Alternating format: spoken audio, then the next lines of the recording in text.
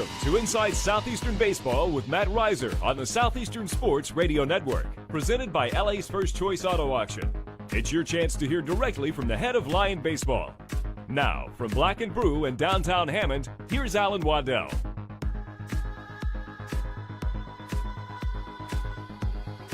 The Southeastern Lions took 2 out of 3 this past weekend from Stony Brook right here in Hammond, as the Lions looked to pick up some momentum heading into conference play this weekend. Stony Brook came into the weekend pitching at a sub-3 ERA, but Southeastern was able to get it going offensively as the Lions put up 22 runs on the weekend. Friday night, Southeastern crushed the Seawolves 11-0 before dropping a tough extra inning contest on Saturday. Sunday, Will Warren was outstanding on the mound, and offensively the Lions did enough to get a big series win against Stony Brook. Competition certainly amps up this week, though, as Southeastern will now travel to Baton Rouge tomorrow night to take on LSU and then take the long trip to Conway, Arkansas to open up conference play against UCA. Good afternoon, Lion fans, and welcome to Inside Southeastern Baseball. I'm Alan Waddell, and I'd like to welcome you inside Black and Brew right here in downtown Hammond. We'd also like to thank you for tuning in on the Southeastern Sports Network or the Southeastern Radio Network. Coach Reiser will be joining us shortly, and we will hear directly from him on the 5 games the Lions played this past week, and then give you the scouting report for tomorrow night's game and this weekend. Also, we have a couple Lion players here, and we'll get a chance to hear from those guys later on in our Players Play segment. As you can see, we have a lot to cover, so let's go ahead and take our first break. When we come back, the head baseball coach of your Southeastern Lions, Matt Reiser, will join me here on stage. This is Inside Southeastern Baseball with Matt Reiser, presented by Louisiana First Choice Auto Auction and Black and Brew on the Southeastern Sports Network.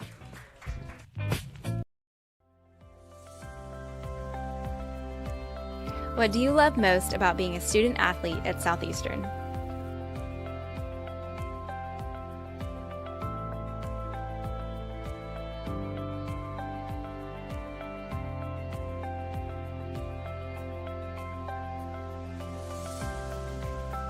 So I chose teammates for life because on our golf team, nobody's from the same spot, but the friendships we've made, once we graduate, I know we'll always be friends, we'll always see each other, we'll always come back and visit.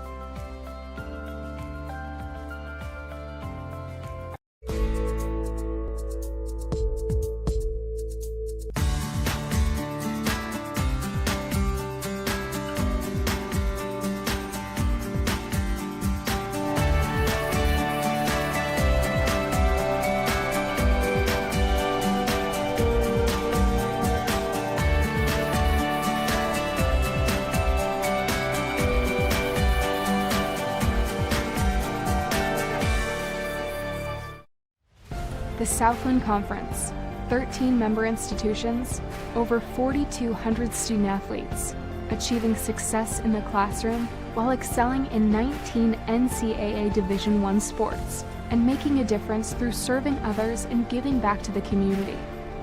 Determination, hard work, commitment, excellence, and collaboration. Together, we are Southeastern!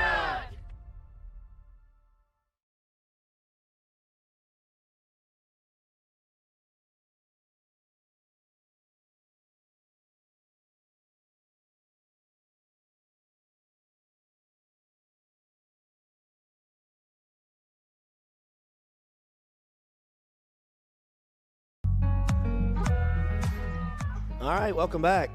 This is Inside Southeastern Baseball with Matt Reiser, presented by Louisiana First Choice Auto Auction. We are live here at Black and Brew in Hammond.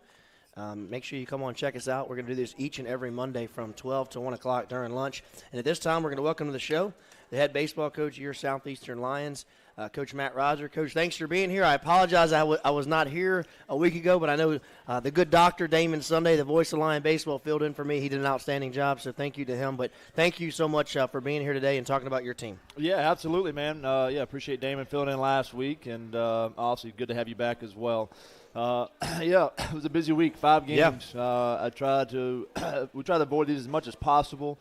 throughout the year, obviously, because by the time you get to Game 5, you're trying to figure out some things. And this is a staff that's been depleted a little bit with just the departure of some seniors. So, but at the end of the day, you got to score some runs. And, long week, good week to finish up the way we did, and a lot of learning this week as well. Well, certainly we're going to talk about those couple of midweek games up there at Monroe, and then we'll get into the series against Stony Brook. I mentioned in the open, I thought offensively you got it going a little bit this week. Yeah. You put up 11 runs on Friday night. You're able to score 22 on the weekend against a Stony Brook team that, you look at their record, it's a little deceiving.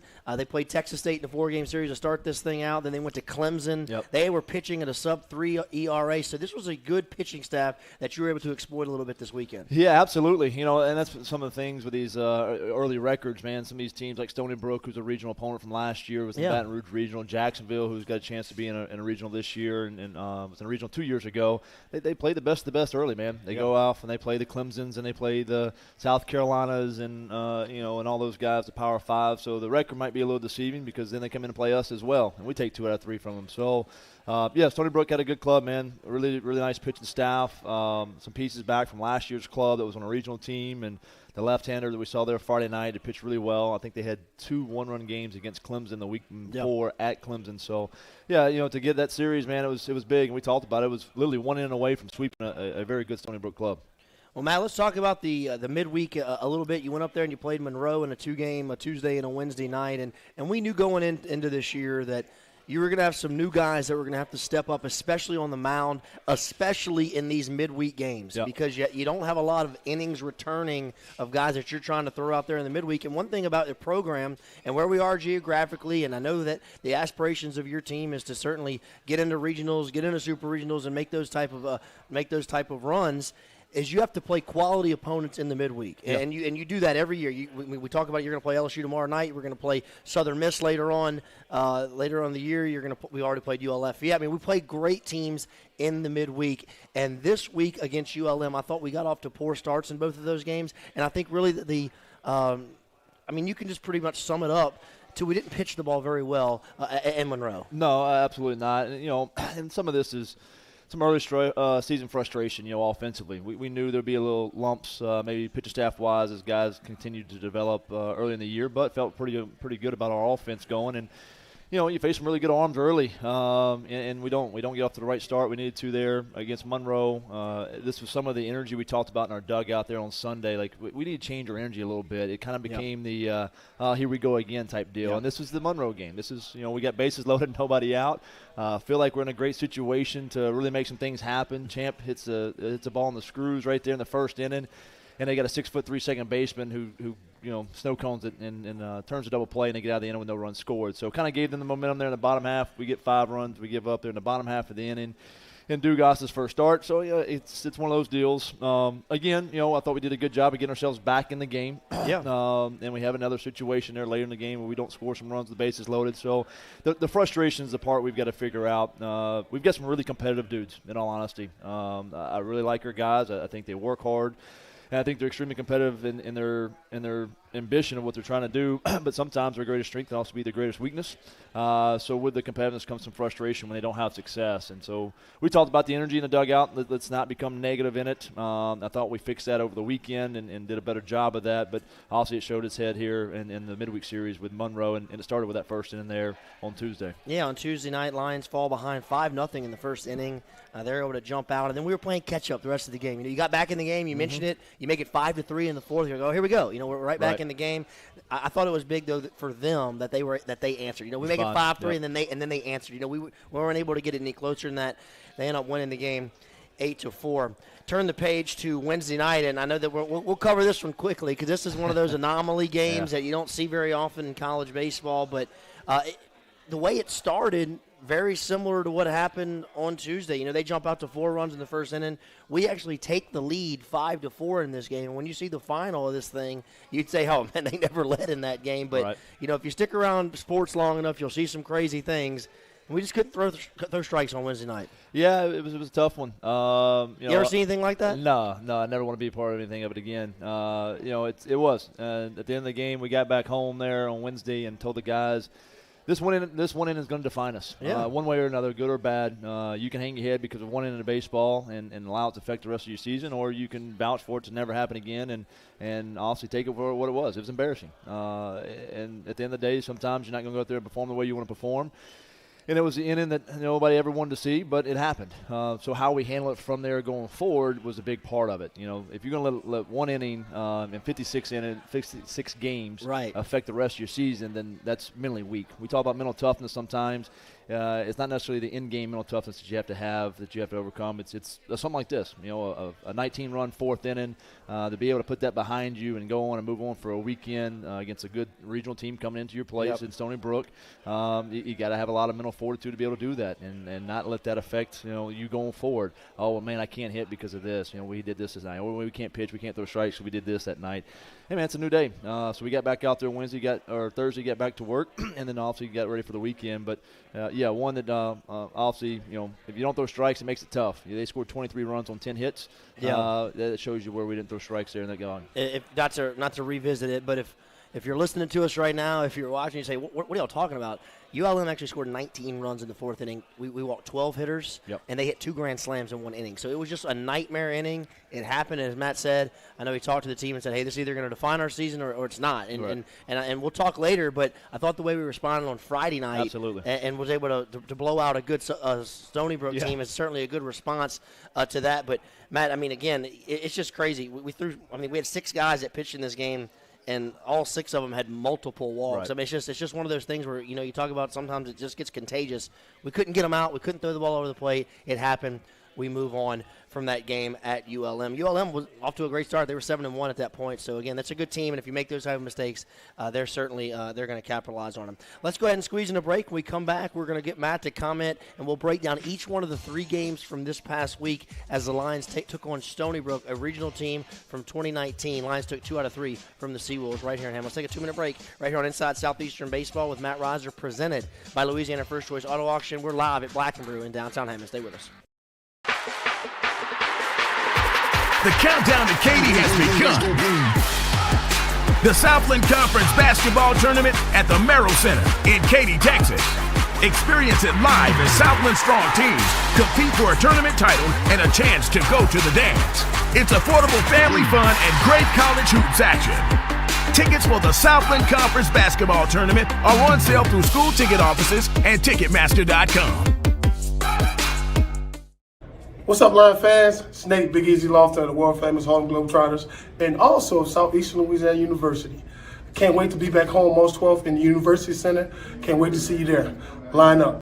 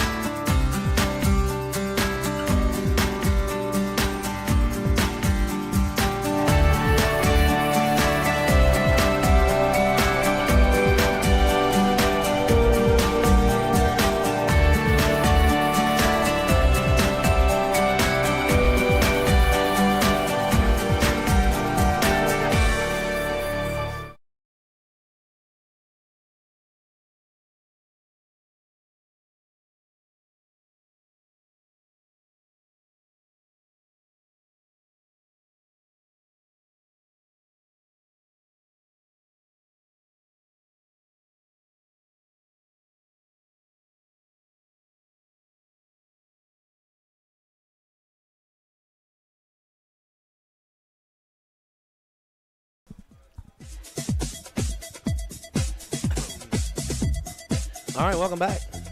Excuse me, I'm chomping on a cheeseburger up here from Black & Brew. Well, they got some good burgers here. Man, they certainly do. No doubt about that. Off the air, we're sitting talking about how we don't be eating burgers, but here you have to. You have no choice. They're good, man. I'll tell you, there's no doubt. Lions took 2 out of 3 this past weekend against a good Stony Brook team, a team that was in a regional a year ago. A lot of people from Louisiana certainly know about Stony Brook and their run to the College World Series. Not that long ago, 8 years ago or so. Same head coach and everything. So Lions took on a good opponent. This is their third time they had been in Hammond in the last 10 years. So this has become a pretty regular opponent, and they're one of those schools that is from up north, and they're looking to get south for the winter. I mean, south for the beginning of the spring. But I know that this is a back-to-back year. I mean, is this a relationship that you'd like to keep going with this program, Matt? I know that this is a good program. They bring a good team down here every time they've been. Yeah, I think Matt and them, the head guy there at Stony Brook, does a fantastic job. Also in that program for a couple of decades now, and what he's built there at Stony Brook. I mean, they're the original contender year in and year out. So we talked about it actually on Sunday, man, how much they enjoy coming down because of the weather, the hospitality they have, the good cooking we've got with the cooking club, and also it gets them ready for conference, to get them ready for regionals. So, hopefully future going. We'll get them down a few more times. I know they've come down to Nichols a couple times as well. So they really enjoy the South Louisiana weather and the South Louisiana hospitality for sure. Well, Matt, obviously the midweek was tough. It was tough to swallow, but I know that I talked to you before the game Friday, and you said, hey, man, I'm really excited to see how our team will respond to that type of adversity. And, that's just life, how you respond to adversity. And I thought your team certainly did that. You got off to a really good start in this game. Yep. Again, this is a Stony Brook team that was pitching at a sub-3 ERA against some quality opponents, against Texas State, against Clemson. They come down here, and you put up 11 runs. You put up 4 in the first inning. And I thought Champ really got it. Well, the guys at the top, Keller was great. Yep. Finke was great. Getting a start at the top of the order. We had some opportunities, but it looked like, hey, we might leave those guys on base again. Here we go again. And I thought Champ with that big 2-out, 2 RBI single really kind of jump-started us for the weekend. Yeah, absolutely. Very, very similar scenario as it was to Monroe there on Tuesday. And, hey, man, Keller does a good job. Finke does a good job getting on base. And then we got – a couple not the bats that we wanted, and then Champ comes up with a big knock, man. Obviously, the player of the game there. With I think he had 2 2-out RBI. Yeah, big first knocks 2 innings. in this. Yeah, first 2 innings. So I think that was the laxative that we needed. I think there was a lot of constipation there of trying to get some of these runs in and having so many guys on base, and that allowed us to relax a little bit. And our guys are confident when Schaefer rolls out there. Yeah, Schaefer rolled out in that first inning, looked good, did his normal deal where he's pounding the zone. The fastball had some life to it, and did a good job of getting some early contact as well. And yeah, it allows. I mean, again, it was how do we respond to Wednesday night? The Milch kid threw against us last year on Sunday. We got him last year, so this was an opportunity for him to kind of get redemption on us. So, obviously he was amped up, ready to go against us, and pitched really, really well against a good Clemson club last week. So, yeah, we had our challenge in front of us, but our guys, again, they responded really, really well, and that's what we kind of go back to. This early season record stuff, it's tough, man, because you don't want to look at it. The numbers are not what they want to be sometimes, this early season stuff, but again, it's early. There's enough time to change a lot of this, and this is the way we responded was what we wanted to see out of this group. What about Jacob Burke versus collegiate home run as well? I know this is a guy that you were. I mean, I knew that you were when you signed him. You were like, man, this is a guy, this is a player. Yep. And he's lived up to the billing here to start the season. Yeah, football mentality, man. He's got that linebacker mentality. He's going to punch you in the mouth. Really fits well and gels well with the guys, and he's done a good job of taking care of some business early. Doesn't complicate it. He's not overwhelmed. He's a very mature freshman. Takes care of his business off the field as well. He's a 4.0 student back in the fall, and just does everything you ask, man. He works hard and plays hard. So, got his first homer there. I thought it was a big knock for us to continue to add on to the lead that we needed to, and allowed us really to get Schaefer out early. Yeah, right. I think that was the big part of this. We'd be able to get Schaefer out after 5 innings and give some other guys some chances to get back on the mound. It was good to see Kyle Fletrich back on the mound again. It was his second outing after the early surgery he had in the early season part of it. And to get Bezzosi back out there to throw 2 shutout innings, after what had happened Wednesday night. So really our offense allowed us to do a lot of things there, and it was a glimpse of the offense that we have a chance to do some things because I think on the night we had 5 stolen bases as well. Had a couple double steals on the left-hander and drove in a few guys as well. Yeah, we had 5. So Keller had 2 and Finke had 3 on Friday night. And again, listen, the way the season has started as well offensively, I know we've had a few struggles, and I know you touched on that earlier with some of the frustration.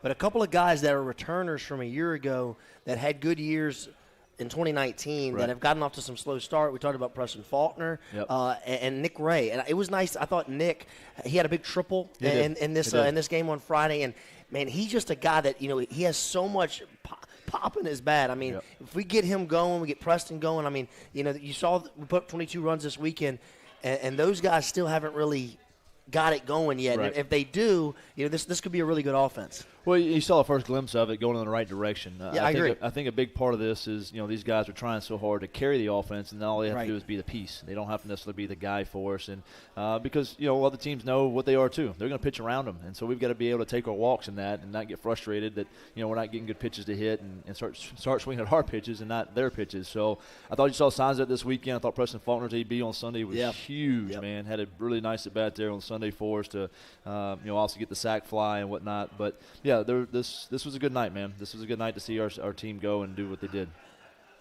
Coach Trey Schaefer now 3-0. He's won his first 3 starts, and, man, he's striking out guys at just an alarming rate. I mean, he has had a great he has swing and miss stuff, and he's showing it off. Yeah, absolutely.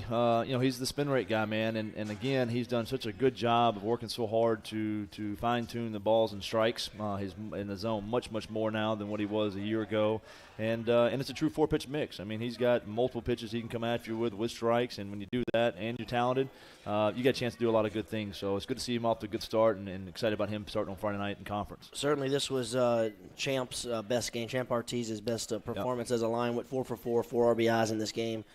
Took a walk as well. No, I'm sorry, did not walk on Friday night, but had 2 runs scored as well. So certainly nice to see him get going. Let's talk about Saturday. Again, this was a close game all the way. Automated balls and strike system. 2 runs in the bottom of the ninth to send this thing to extra innings. So talk a little bit about Saturday's game. Yeah, again, here we go in the first inning with an opportunity to score some runs, and we don't cash in there early, and maybe it turns into a little bit of the frustration again of it that we discussed multiple times here on the broadcast, but. Yeah, Stony Brook did a good job, man. I mean, they cashed in when they got guys on. They didn't get them on a lot. I think they only left 3 guys on base the entire night. But I think we left 14. We left 14, yep. And so that's part of, the frustration we're talking about. They get the big knock. They get the grand slam after the punch-out. We felt pretty good about where we were at, and the left-hander just happened to run into one. It happens sometimes. I thought we responded well. At least we came back in the bottom half of the inning. We scored a run and keep us in the game. I thought we did a good job on the back side of pitching it to keep us in the ball game. Grant gave us 2 huge innings after the grand slam. I thought those two innings, they were quick innings. They got a lot of soft contact in there and did a good job of getting us right back in the dugout so the offense could go to work. And you could feel it happening, man. The bottom of the ninth, we got the guys together, said, hey, man, we haven't done something cool in a while. We've won some tight ones from a defensive standpoint and pitching standpoint, but we haven't walked one off in a while. Let's go do this thing. And you can start seeing it kind of manifest. Trevor Rugg gets in there with a pinch hit and gets a huge knock for us, puts us at first and third. And it puts up, Champ for another really big at bat again, gets a 2-run double that almost gets out of the ballpark and almost walks it off with a home run. Again, has some opportunities there in the bottom ninth, didn't get it done. We go back to defense. We get the leadoff double there in the 10th inning and feel like we're going to be in a good situation. Nick Ray's ball, he hits really, really well there, has a great at bat, hits the ball in the gap, and Connor gets to third base, and they do the 2 intentional walks to strike out and a pop out, and we don't score the run. And I think that's where the frustration continued over into our defense. And unfortunately, there in that top half of the inning, instead of keeping it close where it needed to be with that run, hey, it is what it is. You made an error, and then they took the lead. Let's keep it there. We had the blow-up inning there where they gave up 5 runs and gave up a couple homers, and just obviously wasn't a good finish to what we feel like. Traditionally we never lose that game. But part of that is some of the identity of the new guys getting there and understanding how you win those games and how you overcome those games. And so obviously our conversation Saturday after the game in our huddle was a few things, and I want to get their feedback on it as well. Had a nice conversation there on Sunday, and it was really just the energy in the dugout and staying away from that frustration. Again, I think that's becoming part of our Achilles heel is our competitiveness. It's one of our strengths, no doubt, but also it becomes a part of our Achilles heel when we don't have success. We're carrying some ABs over to the field defensively. Some of our defense stuff is carrying over to ABs, and then our ABs are carrying over to our base run. So we got to do a good job, man. Glove in hand, you're thinking defense, bat in hand, you're thinking hitting. When you get in the base, you touch first base. I don't care if you got there with a single or a strikeout in the dirt. Get to first base, touch the bag, and go to base run. Couple of points about this game before we move on to Sunday. First of all, we didn't touch on this on Friday, but but Keller went out Friday, so Yep. he was not available for the rest of the weekend. Yep. I know he had it trying to bunt, and Yep. What's his status right now? Yeah, we're looking at a couple weeks Okay. to get Keller back, try to lay down a bunt and ricochet it back into the nose, had the fracture of the nasal cavity, and then actually had an orbital fracture there as well. So hopefully in a couple weeks that thing will heal. We'll put the mask on. He'll be out there, like the basketball mask, playing shortstop. Wow. But tough kid, man. I mean, after the play, stayed in there and obviously did his deal and played 2 more innings for us after he took the ball off the face there to keep us on defense, and then we pinch it for him there late on Friday night. But, we'll look forward to getting him back. But in this, it creates some opportunities for some other guys, to get in there and get some ABs and get some things done. And we'll talk about on Sunday our player of the game, because this is a big one who stepped up for us on Sunday. Certainly, Saturday was a little bit of an anomaly as well. You don't usually see a team that scores 11 runs and none of them were earned. So you had an opportunity to get out of every one of those innings, but it just didn't happen. And made a few blunders in the field. Yeah, and that's it. I mean, we didn't play defense in this game.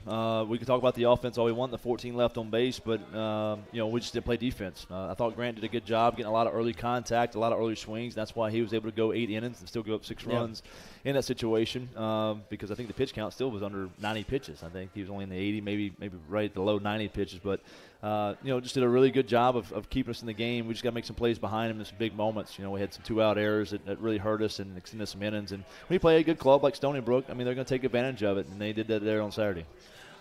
Well, you went into Sunday's game with an opportunity to win the series. Certainly, those games are important through the season. There's going to be several opportunities where you might split on Friday and Saturday, and you have an opportunity to go out there and win the series on Sunday. You did that. I think you got to really tip your hat to Will Warren. He went out and kind of took the bull by the horns and said, "Hey, we're winning this series." He was outstanding. 8 innings pitched, only 3 hits, struck out 6. Did not walk a hitter, did not hit anybody, so he didn't give any free passes away. Yep. So only 3 hits in the game. Will Warren was outstanding, and you were able to put up 5 runs offensively. Yeah, I thought this was a huge one for us. Again, Saturday after the conversation was, hey, man, we got to be better. At the end of the day, you got to be better. You got to find a way to win those games. And, obviously, I told him, hey, man, here's the deal. Will Warren's going out, and he's one of our best ones, and I hope they run their best guy out there too. And I hope they play their best game, and I hope we play our best game. And then may the best man win. And I thought that happened there on Sunday. I thought we did a really good job getting off to a good start. Had some ABs there in that second inning, scored a couple runs, and the big AB here early is Preston Faulkner. He hasn't got off to the start he wanted to. He's been a little frustrated in some of his ABs, man, but this was one you could just see in him, man. He was determined. And hey, man, this one I'm getting him in. I don't know how I'm going to do it. I don't know if it's going to be a grand slam. I don't know if it's going to be a base knock, an HBP, but ends up having a really nice 8-9 pitch at bat. Guy throws some tough pitches and hits a line drive to center field for the sac fly, and I think that was huge for us to be able to do that. So the Lions take 2 out of 3 from Stony Brook over the weekend. Schedule for this week, tomorrow night Lions will take on LSU. And then this weekend, Southeastern already starting conference play. They're going to be on the road in Conway, Arkansas to take on UCA. So that kind of puts a wrap on this past week. We talked about the couple of games at ULM. We talked about the series against Stony Brook. I know we have a couple of players here. Who's here today, Matt? You got Jacob Burke, freshman, and then Anthony Hickman, the junior. So cool. We're going to hear from those guys in just a moment as Matt Sandiford is going to come up here and lead us in that segment for our Players Play segment. So let's go ahead and take a break. When we come back, those guys will be up here, an opportunity to hear from a couple of Lion players. And then when Matt and myself rejoin the show, we're going to break down LSU. We're going to break down UCA. And we'll wrap it up as we're going to be here with you until 1 o'clock. Let's take a break right here on Inside Southeastern Baseball with Matt Reiser, presented by Louisiana First Choice Auto Auction and Black & Brew, right here on the Southeastern Sports Network.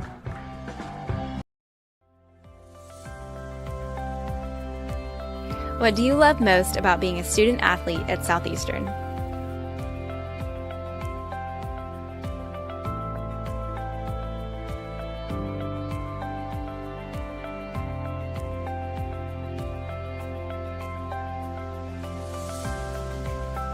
So I chose teammates for life because on our golf team, nobody's from the same spot, but the friendships we've made, once we graduate, I know we'll always be friends, we'll always see each other, we'll always come back and visit.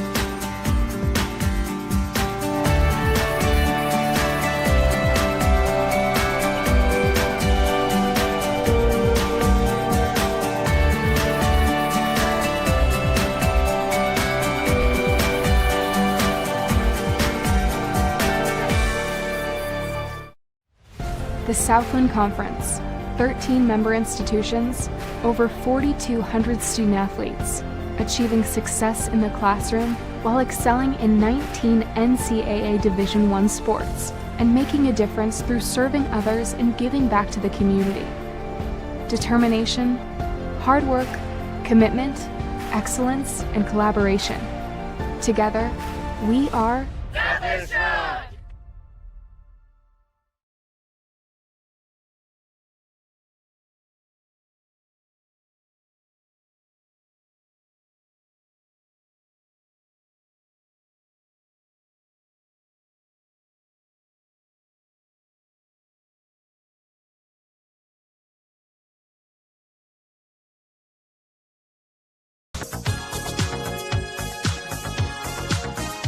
Welcome back, Lions fans. This is Matt Sandiford at the Matt Reiser Coaches Show, and this is the little segment we do every week where we talk to a couple players and try to get to know players on the team a little better, and get to know the inner workings of the team a little better. So this week we got on Jacob Burke and Anthony Hickman. Guys, introduce yourself. Tell them where you're from, what year you are, things like that. I'm Jacob Burke. I'm a freshman here. I'm from Baton Rouge, Louisiana, from University Lab School, and I play first, third, and DH a little bit. I'm Anthony Hickman. I'm from Picayune, Carroll area, Mississippi. I'm a junior on the field, senior in the classroom. I play all around the infield.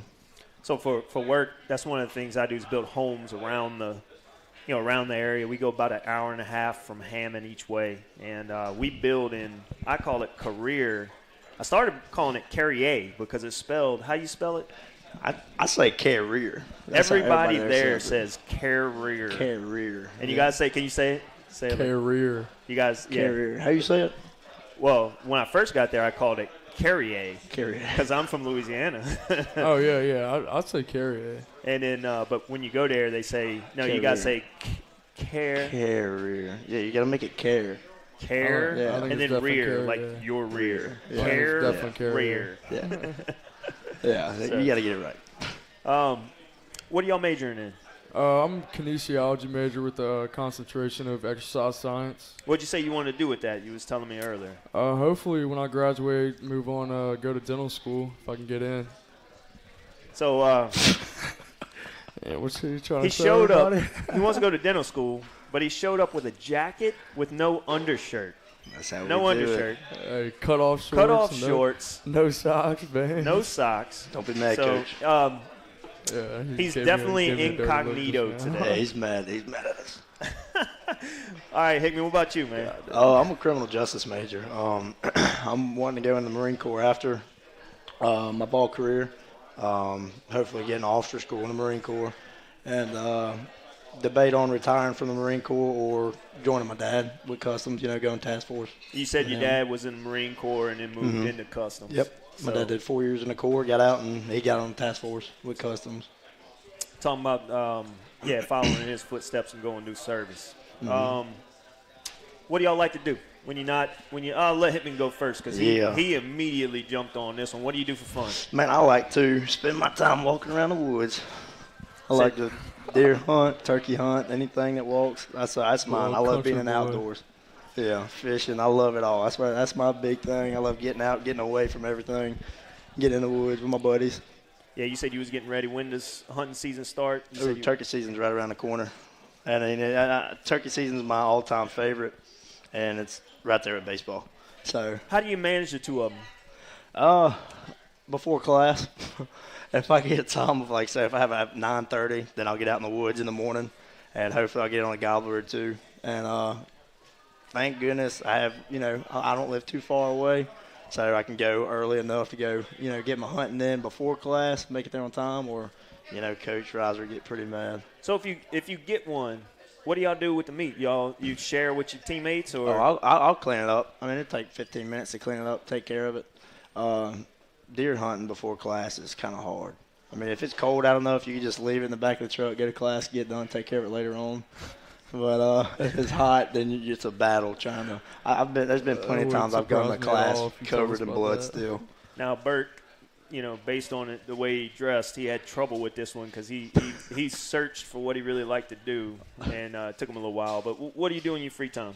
When I have some free time, I like to, around here, me and my buddies will go play pool at Nightcap, just kind of, something fun to do that's not baseball and school related. But honestly, especially now during the season with, class, school, baseball, that stuff, it's anytime I'm not on the field, I'm either getting something to eat or run to the library, try to get some studying in, because if I want to, dental is a very competitive field, so if I'm going to pursue that one day, I'm going to have to keep up my grades pretty well, because it's going to be hard to get into if that's what I really want to do one day. And you did well. What did you say your GPA was?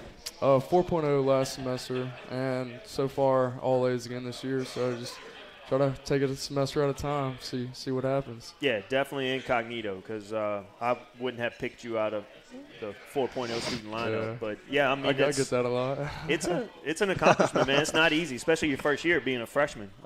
It's starting fast is difficult for most kids when they get here. Yeah. So I guess the first thing we're going to talk about that's just fun, we're going to skip. We had so much fun talking before. We're just going to skip the game recap. Sometimes we'll do we used to call this amateur hour game recap, and then we were trying to move to novice level this year. And I think today we're just going to skip and go straight to talking about regular stuff. I think Coach and Alan covered the game really well. So y'all wanted to clear up some controversy on the strength room, because the guys that came last week didn't name either of you in the strength room. That's disrespectful. Yeah. You wanted to put your bench numbers right out there against anybody, right? Well, yeah. Oh, look, I got bench. He's got the lower half. Definitely power clean. Definitely power clean guy. You said you bench over 300 pounds, huh? Mm-hmm. Yep. And y'all said that y'all see Nick Ray, who was named the strongest player in the weight room, and that's I don't know how we should go about that. Nick's strong now. Yeah, Nick's strong guy. He's strong guy. I mean, me, like I said, me, Preston, Hick, and Nick Ray are all at the same weight racks. I mean, we pretty much have most of the same numbers. We know how each other are. Who's the strongest? I think they should have mentioned your names. Yeah, 100%. Absolutely. 100%. Last week. Yeah. It's no question. Eli just left y'all off the list when he should have knew better than that. Yeah, I'm really upset with Eli. Y'all was telling me some funny stories, because once we talked about who was the strongest, y'all brought up Ryan. How you say his last name? Keeley? Ryan Keeley. Keeley. What position does Keeley play? He's a pitcher. He's a pitcher. Yeah. And y'all was telling me Keeley's interested in boxing and karate. Yeah, he wants to. He told me he's looking to pursue a career in UFC. Nice. Well, he told me that he could whip one of the prelims before the Tyson Fury Deontay Wilder fight. So, but he must be pretty confident in that career. Now you produced photographic evidence that he might have a few years of training to do before he steps up, because you had him in a nice little chokehold. Yeah. He'll wear out that punching bag now in the garage. He'll do that for sure. Now he's your roommate, right? Oh yeah, he's my roommate. How many of them are there? It's me, Ryan Keeley, and Matt Taylor.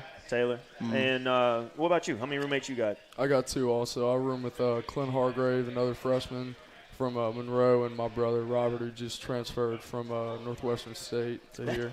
So your brother's playing on the team with you? Yeah, he's got to sit out a year because I guess D1 to D1 or conference, whatever it was, he has to sit out. So. You didn't even bring that up earlier. So your brother plays on the team with you, but you just left him out. What's his name? Robert, what position does he play? He's a pitcher. He's a pitcher. Nice. Yeah.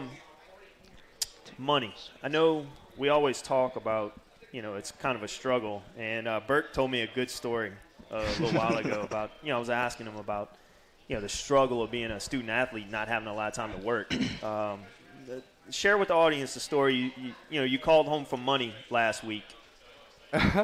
Well, yeah, I'm sure my dad's out there listening right now. He's probably about to get pretty mad at me, but I'm gonna start by giving him credit. He'll come for a weekend series. He'll bring us, several containers of food and stuff.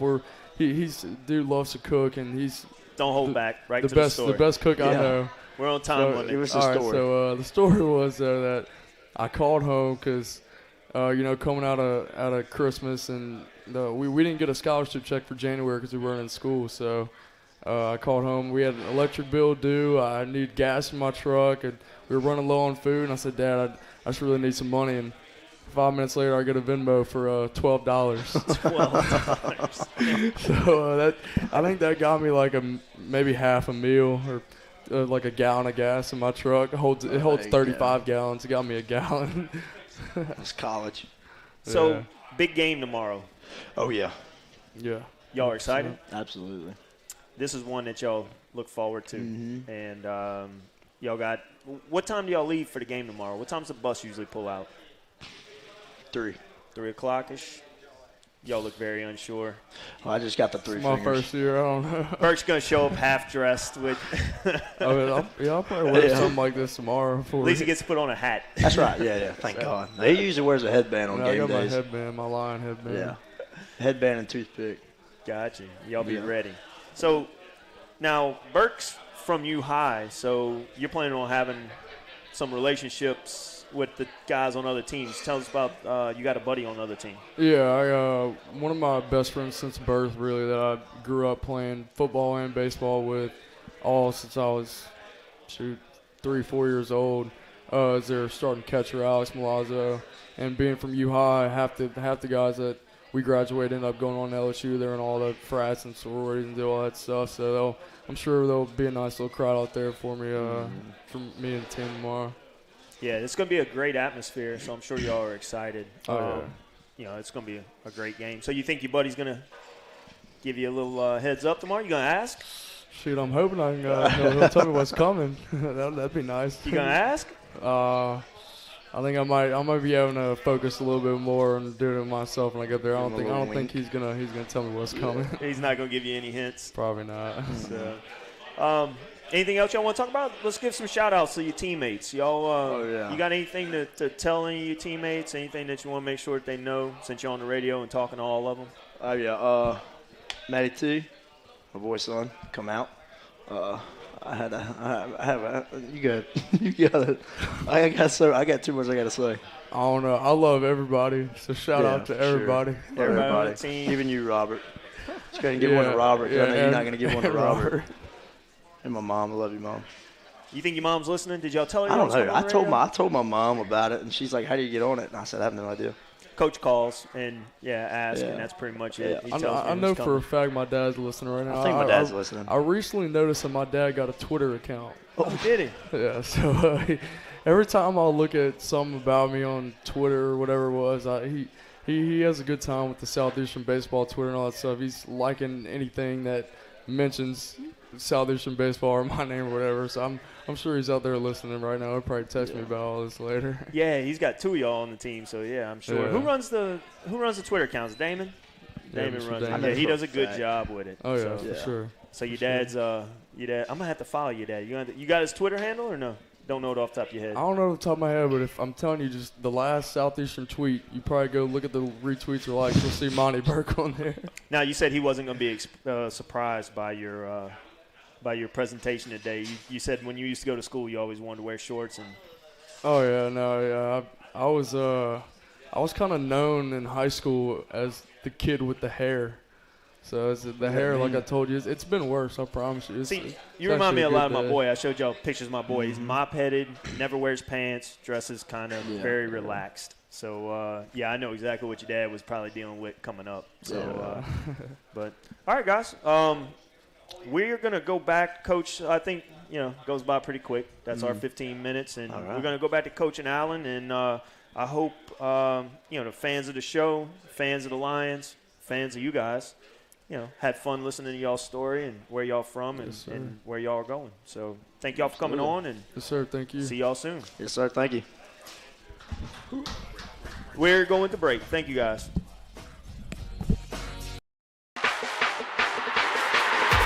The countdown to Katy has begun.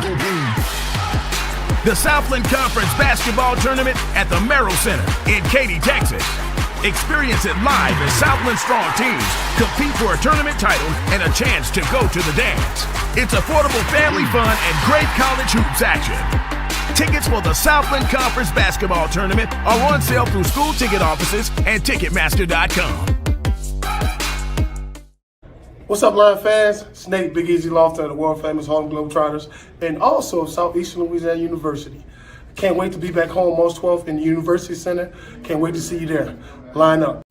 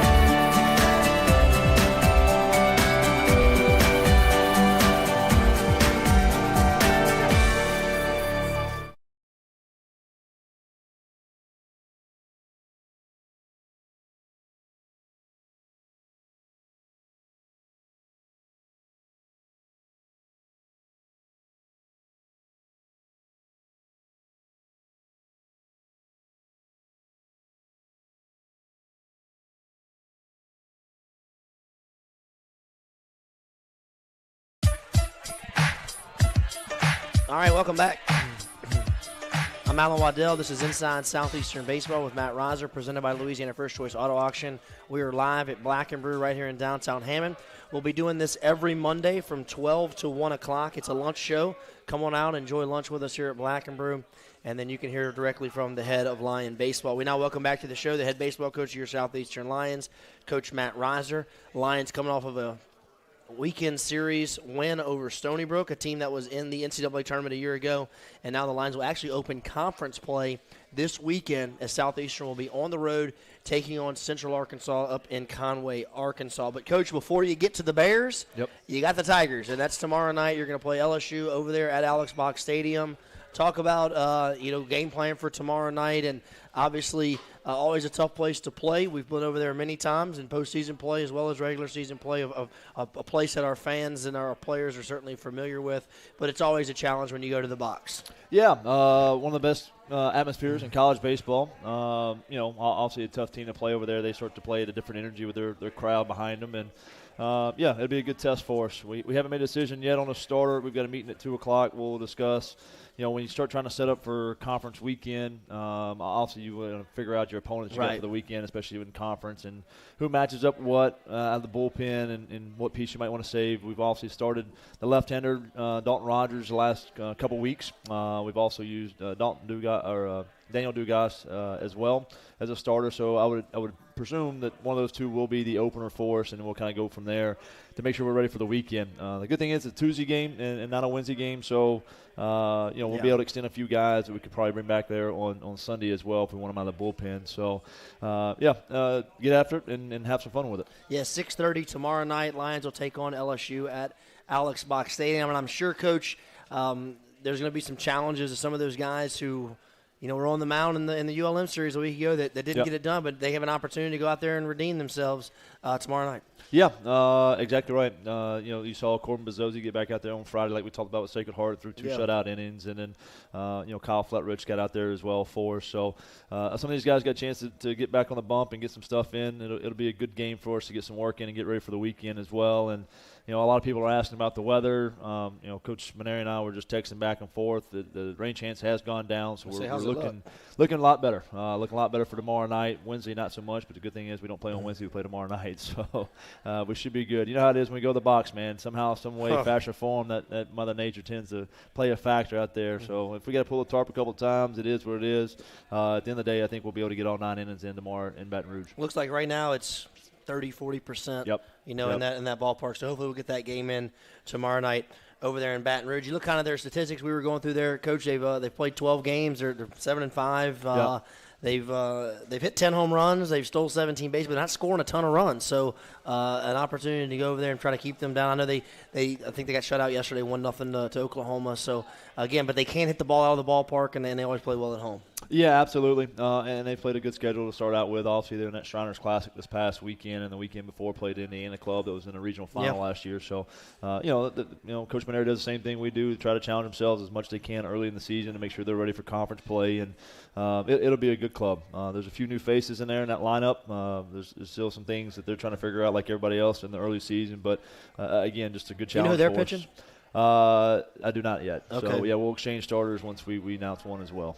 All right, well, Coach, then this weekend, the way the schedule works out, it's a little funny. You're going to play a conference weekend, and you're going to go right back into non-conference. So, a month and a half from now, we'll look back like, oh, man, we played Central Arc a long time ago. But this is a good team that is always in the mix for the championship as well. They were in the final of the tournament a year ago. They have a really good pitching staff. And this is always a very tough place to play. So 4 games this week, all on the road, and you have to make that long trip up to Central Arc. Yeah, it'll be a great opening weekend for us for conference play. I think we've seen our fair share of pretty good arms over in the opening part of the season. So I think it's prepared us very well for Central Arkansas. That's what they go on is their pitching and defense. Not to say they don't have a few guys in lineup, they do, but they return a lot from a staff last year that was really, really good for them.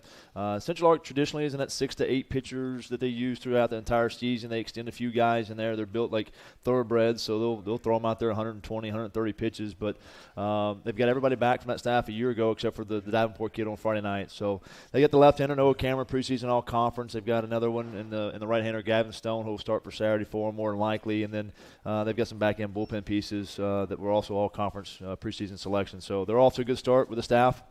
Record-wise, they're about 500, but they've done a good job of playing the right schedule as well, and should be a good weekend for us. It will be. It looks like we caught a break with the weather. Anytime you go up, not gonna be cold. When you go to Conway in Arkansas in early March, you fear that it's going to be in the 20s and 30s. Right. It looks like we're going to be in the 60s and 40s, so we should be pretty good there. Basically some similar weather we've had. Well, I just want to I'm looking at Damon to make sure this is right, but That Saturday is. game's going to be at 6, right? So Yep, usually 6. conference games or conference weekends are 6 o'clock on Friday, 2 o'clock on Saturday, 1 o'clock on Sunday. You're going to play 6 on Friday and 6 on Saturday, so we're going to play 2 night games on the weekend. Yeah, I had to move that game to 6 o'clock. They've got home basketball game Okay. there, so they're finishing up. So they'll move over from basketball straight to baseball. So keep the crowd out there and keep it fun for us. So, again, there you have it. So, again, Friday night, 6 o'clock, Saturday, 6 o'clock, and then 1 o'clock on Sunday. Let's go ahead and squeeze in our final break. When we come back, we're going to wrap it up. We'll get Matt's final thoughts of the week, and then we'll say goodbye right here on Inside Southeastern Baseball with Matt Reiser, presented by Black & Brew and also Louisiana First Choice Auto Auction. Stay with us.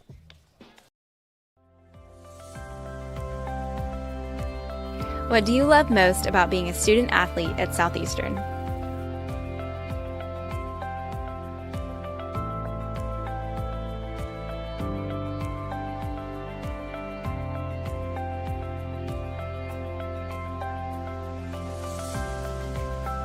So I chose teammates for life because on our golf team, nobody's from the same spot, but the friendships we've made, once we graduate, I know we'll always be friends, we'll always see each other, we'll always come back and visit.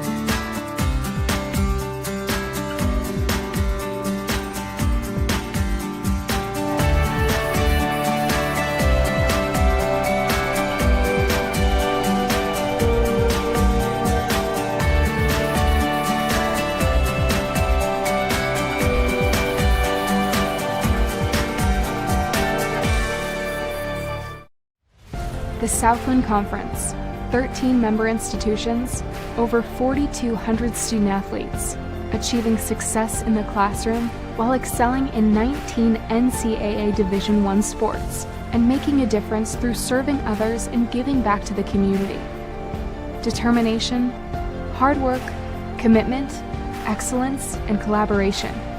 Together, we are Southeastern!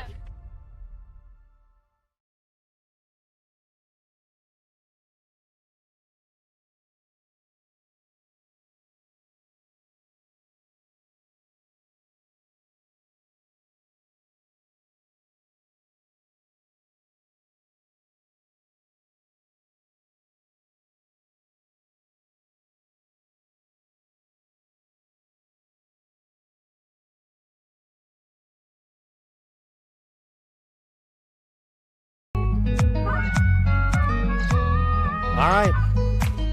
Welcome back. Just a few minutes left to go here on our show. It's been a fun afternoon here at Black and Brew as this is Inside Southeastern Baseball with Coach Matt Reiser. Once again, we want to thank Louisiana First Choice Auto Auction for being our title sponsor, and obviously Black and Brew for all they do for us here on Monday afternoon. We'll be doing this each and every Monday at lunchtime from 12 to 1 o'clock. Lions took 2 out of 3 this past weekend against a good Stony Brook team, and then this week they're going to open up conference play. They're going to play at Central Arkansas, 6 o'clock on Friday, 6 o'clock on Saturday, 1 o'clock on Sunday, and then but before that, tomorrow night, 6:30, weather permitting, Lions will take on LSU again. As Coach Reiser said before we went to break, it looks like that weather is moving out of here, so the forecast is looking a little bit better. But, Matt, certainly I'll say this. There's a lot of people paying attention to your program. Obviously, our crowds are great, but I know that after what happened at Monroe, there was a lot of people that said, hey, what's going on? Yeah. You know, I mean, Yeah. so that you kind of look at it as a positive and a negative. They saw that Right. it was certainly not the performances we want, but there's a lot of people paying attention. There's a lot of people that care about this program. We saw that again with this weekend with the crowds that were out in Hammond coming out to support your team. I thought it was really important the way your team responded after what happened last week in the midweek to come out, take 2 out of 3 from a good team, win 11-0 on Friday night. I know that had to give you some promise. Again, there's a lot of new guys on this team, some guys that are in new roles that you're asking to do things that they haven't done here at Southeastern. It's early, and again, we got to figure it out because we start conference play this weekend. Yeah, definitely. I thought it was a very encouraging weekend, especially after midweek. And, again, I mean, that's at the end of the day, here's what you can ask these kids. You can ask them to work hard, and then you can ask them to rebound.